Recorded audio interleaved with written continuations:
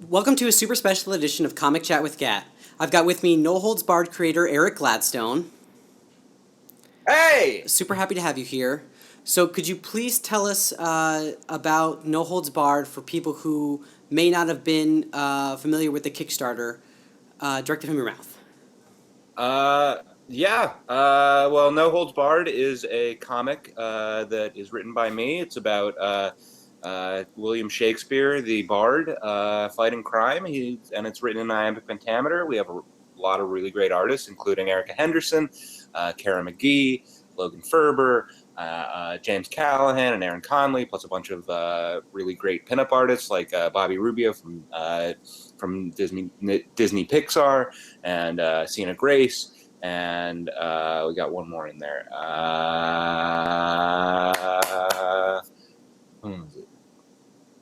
We got a pinup from Dave Clock, and Ashlyn Anstey is the other one. Awesome.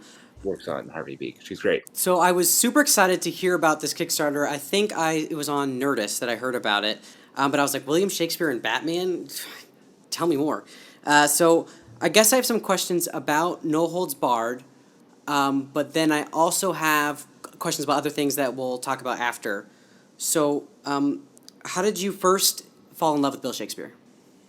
I think, like most people, I read him in high school, and it was one of those things where it was like an English class, and just like learning about the meter and learning about Shakespeare as a person, and just kind of like who he was. It was kind of fascinating because we as much as we know about him, there's still these big chunks that we don't know about him, and I thought, why not, fill in some of the gaps with the silliest, kind of weirdest, wildest things that we could. So that's kind of how it came to be.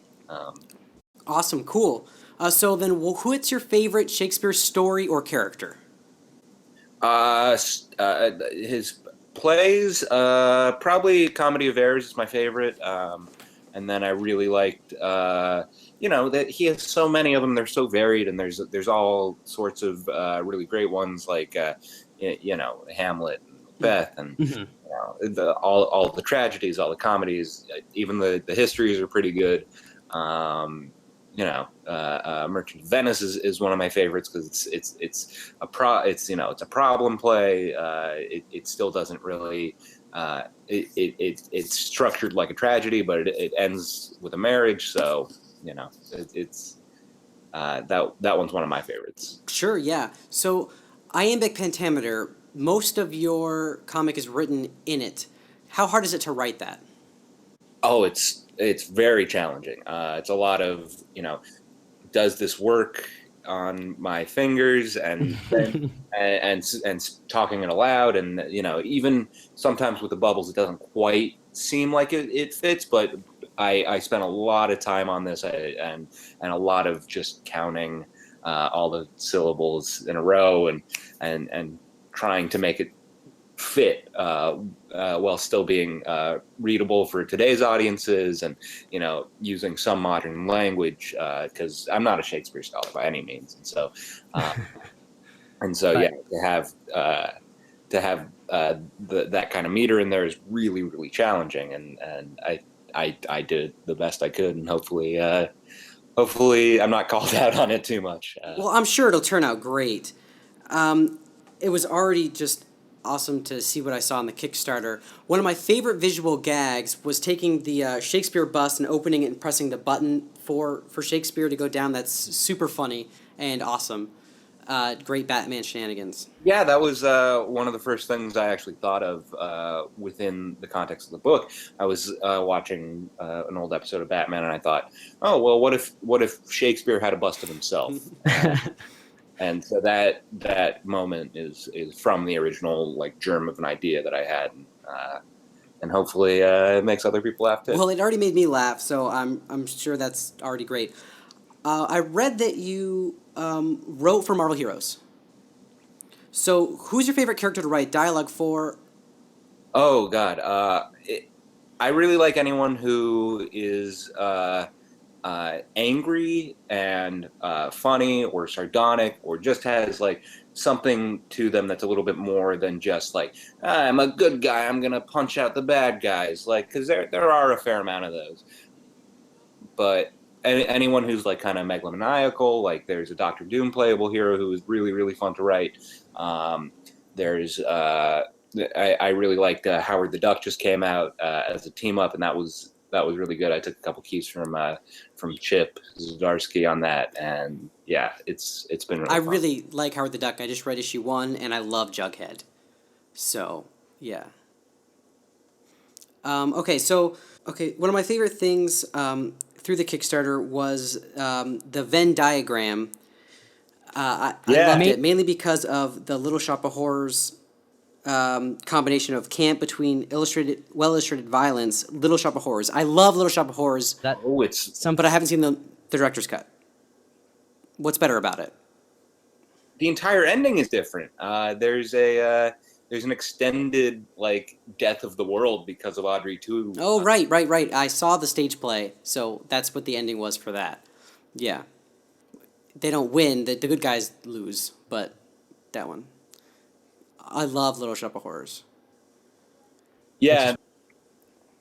Yeah, that's one of my favorite movies, and it's and specifically the director's cut has this kind of like long drawn out sequence where everybody dies and like gets eaten and stuff, and so that to me kind of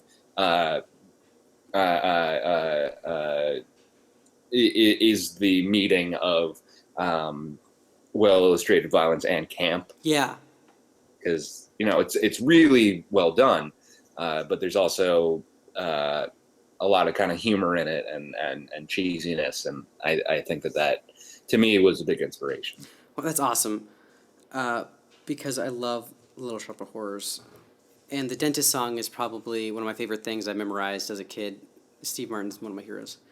Okay, so I have one more question, and before I let you go, this one's from Chris, and so he said the main pillar of our show is how he knows very little about comics, and I teach him about them, and so that he can ask the questions that people might normally ask in the comic book circles.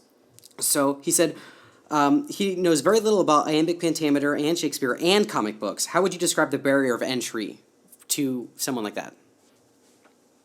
Oh gosh, well, it's written in a way that I think is accessible to people who understand the general like cultural impacts of Batman and Shakespeare, and takes a lot of cues from that.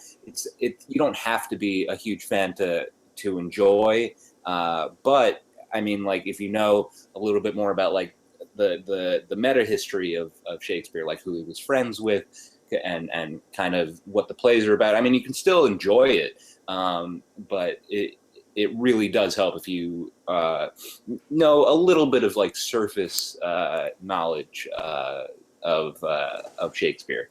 Like, and if you go a little bit deeper than that, that's when it really starts to kind of pay off. And I hope that answers your question. Yeah, totally. It was a great answer, and he'll be excited to hear that.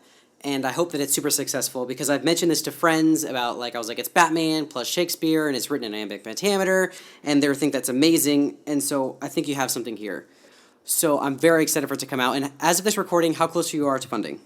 Oh, gosh, I think we're at about 85% of our $10,000 goal, and hopefully we have about 18 or 19 days left, and so I'm pretty sure we're going to be passing that, and hopefully I'll be announcing soon the stretch goals. We have a $4,000 stretch goal, which will get a physical issue actually printed out and mailed to everyone who donated over $35. And also that'll probably be going to smaller comic book shops, just on a per on like a contingency basis kind of thing, and hopefully that'll get funded, and then I have ideas for 5 more issues of this, and it's already written for issue 2, and hopefully that'll get funded too, and maybe we can see a trade paperback in the not too distant future. That'd be super great. I would love a trade paperback of that. So this is exciting. I really hope that this gets funded. I think everyone who's watching this should definitely fund this. I really appreciate you coming on and taking the time to come on here. And this was a great interview. Thank you so much. And Thank you so much. I really appreciate it. And yeah, I have to go like pick up my cards. great. Well, thank you so much for coming. And I will hopefully talk to you soon, or maybe you can come back on once it's funded or something like that. That's Thank you very much. I appreciate it, Taylor. You're All right, great. thank you.